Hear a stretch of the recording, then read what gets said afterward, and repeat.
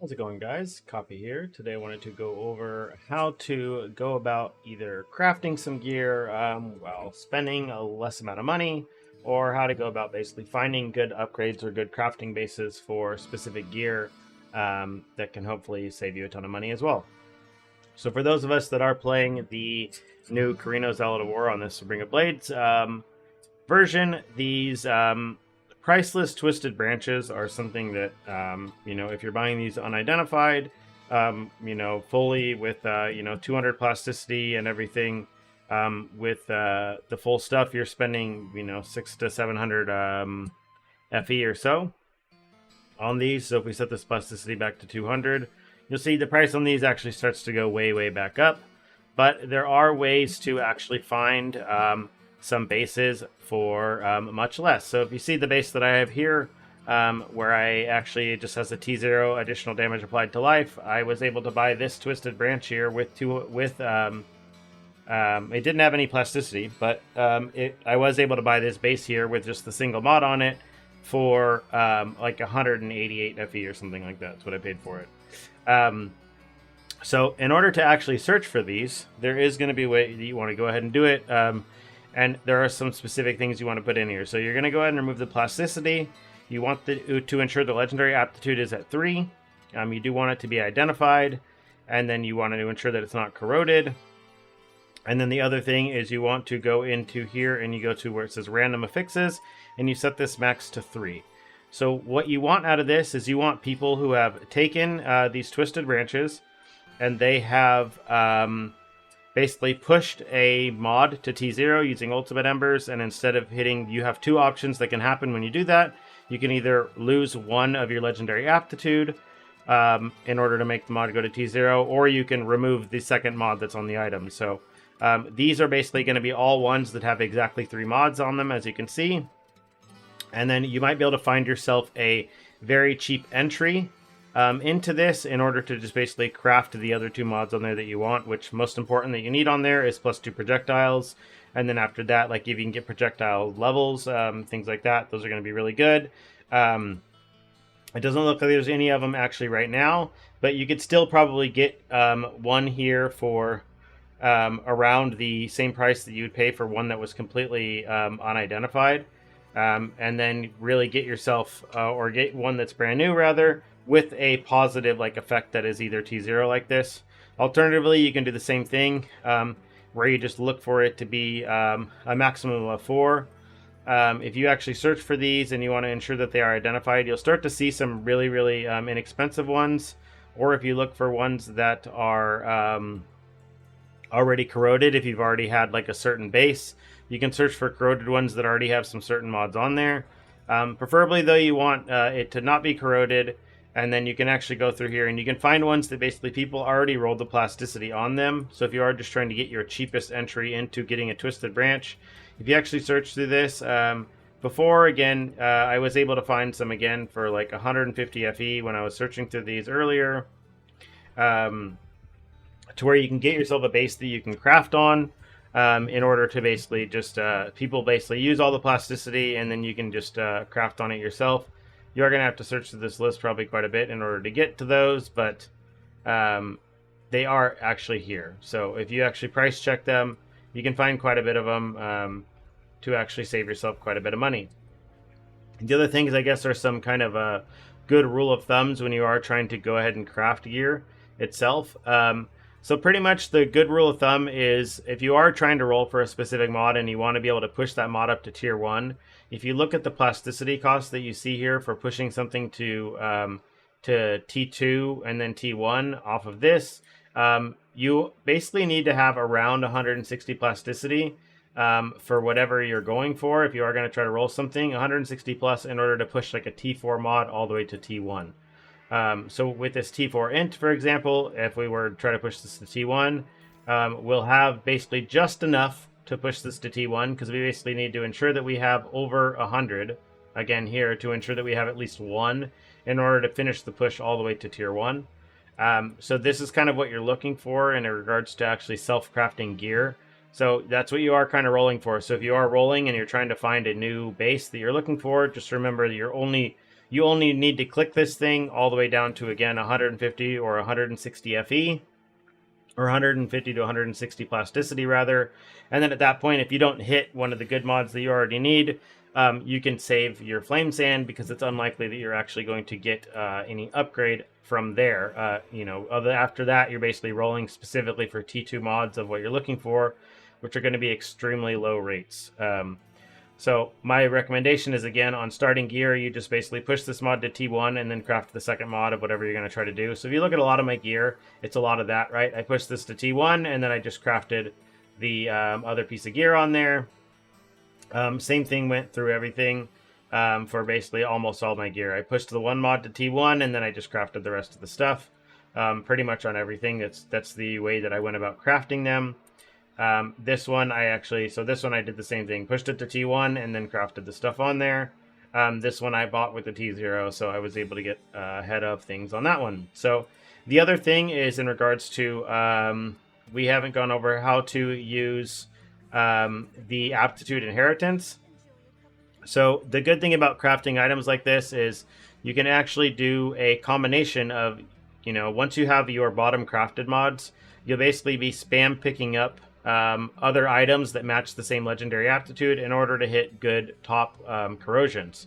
So with this, you'll be corroding repeatedly. Once you actually hit the mods that you want on the top, you'll go ahead and use this legend or aptitude inheritance here. So the item that has the mods that are already corrupted to what you want, you would put those in first, like this. So the whatever item you put in first, it's going to take all of the legendary affixes, and then for the second one, it's going to take the bottom crafted mods for whatever that one may be, right? So if I were to combine these two rings, it's going to use this inheritance axis here, and it's going to combine them. If it is a legendary aptitude 3 item, it's going to cost 10 of these inheritance axis instead. These are only like 0.3 FE each, so they're not very expensive. And if it's a legendary aptitude 4 item, then it will cost 100 of them. So that means it costs 30 FE. It's still not a big deal. But you can basically use this to kind of craft your legendary items in 2 parts. So this is kind of the way you want to approach things. Once you've finished crafting the bottom mods, you're still picking up everything. So just because you've basically gotten one of your items, still you want to make sure you're still spam picking up everything until you basically get perfect corrosions on everything. I haven't been able, this corrosion is basically close enough to perfect that I will probably be able to beat it eventually at some point, but it's not going to come very quickly. Same thing with this cicada shell here. I've been looking for new cicada shells for days now. I haven't found anything that's come even close yet. So my boots here, these are probably going to be a hard one to beat, especially for legendary aptitude 4. So we'll just have to kind of take it from there and see where it goes. For my twisted branches, I will have to start looking for some non-corrupted or non-corroded versions of these soon, preferably if I can find some that already have the plasticity all the way down to 0. So if I search for that and I search for gear plasticity, I want it to be max 0. This is where I can start to find some that are hopefully cheap, basically something that people rolled all the way down, and then they have good top mods that I can go ahead and corrode and basically use as a corroding base. This is also a good way to search for things, again, if you are just looking for one that has a decent 1 mod on it. So like this one is decent, right? It's got a crit damage on it, and if you're just trying to buy this and craft +2 projectiles, you can go ahead and do that. The other options are, again, looks like people have been buying these up, because the last time I was searching here, these were about like 100 to 150 FE for a lot of these. Be sure to search through that. The same thing, if you search for corroded gear, yes, you can find some that are really, really cheap, and maybe you can even get yourself a corroded base that is just slightly worse than whatever someone had. If you are going to buy these, ensure you don't fall for the bait of any of the replaced prefix or replaced implicits, because the implicit is basically what makes this item. So don't fall for that, but for anything else is actually going to be okay if you can get some increases to the skill area for yourself. But primarily, again, you're looking for ones that already have a good, basically, you want them uncorroded rather, so you can actually corrode them yourself in order to hit the good implicit.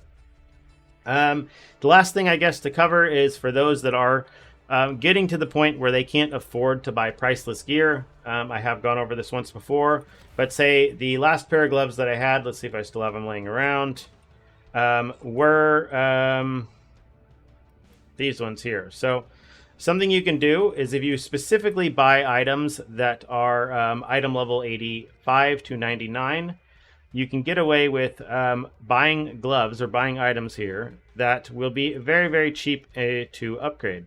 So if an item is item level 85 to 99, say we wanted to look for energy shield, you know, I can actually look for spell level. I think we can even find one of these. This would be a good introductory gloves here. Oh, there's not going to be any int here. No gloves. No luck on the spell level, but we can look for, I don't know, we can fervor maybe? Do we have any fervor gloves laying around here? No. We'll just go for the gear energy shield that we normally go for. So you want to look for ones that's like at least tier 3 here that has this already on here. Why is this saying this isn't on here? Why are there no gloves laying around? Oh, I'm looking in legendary gear. That makes a lot more sense. Let's go ahead and fix this, and we'll look for the spell level we're looking for. I was like, wow, that's really surprising. There's no spell level here. So if we buy these, right, say we had these items here, you want to actually make sure you're putting in plasticity 100 as well if you're going to do this. So we go to gear plasticity, set it to 100. Minimum 100 gear plasticity here. So say we were to buy these pair of gloves here with +1 spell level here. We'll just buy these just for an example to show for the video here. This is a way you can kind of craft yourself some decent gloves for very, very cheap. So you can roll infinitely as long as you're only locking one mod. It does not cost any plasticity in order to roll. So from here, you're basically just rolling for basically this, preferably with 2 suffixes that are both resistances if you need resistances, or just like crit damage, something like that. And then you want the top mods to basically be empty, or you want them to be gear energy shield or % gear energy shield, right? So say we basically roll through here until we hit with open prefixes that we need. And once we've actually hit those, then that's when we actually finish the crafting on the item. But as you can see, we're going to still have all of our plasticity. So we don't even need to hit tier 1 of any of the mods. We only need something like this. So say we're going to, for the sake of example, we're going to treat these as though these were already resistances instead of this. So what we'd want to do is you're going to want to basically push the mod that you definitely want as T1. You're going to push it all the way to tier 2. And then you only need to leave it here at tier 2. You're not going to push it all the way down to T1 yet, because you only need at least 1 plasticity in order to do this. So this is where we basically push the other mods as much as we can. So, right, I can push this mod up a little bit because it's going to use max 20. I can push this mod up a little bit because it's going to use max 26. I can't safely push this mod again now. So now at this point, I would basically use the rest of the plasticity to guaranteed push this mod to tier 1. And then we can go into target processing and we can craft a guaranteed T2 mod with the % gear energy shield that we need. If we set this tier reminder here over to tier 2, we can basically hit craft on this, and we can just keep spamming reforge and craft, and it will give us a warning if we were to try to roll over the T2, right? So if I try to roll over T2 now, it gives us the warning right away. So you can safely craft yourself a really nice pair of gloves, right? These are still going to be slightly worse than mine, right? 821 ES instead of 988, only +1 instead of +2. But this pair of gloves we just made cost us what? 20 FE maybe, right? 20 FE versus this pair that I crafted cost me like 500 or 600, something like that.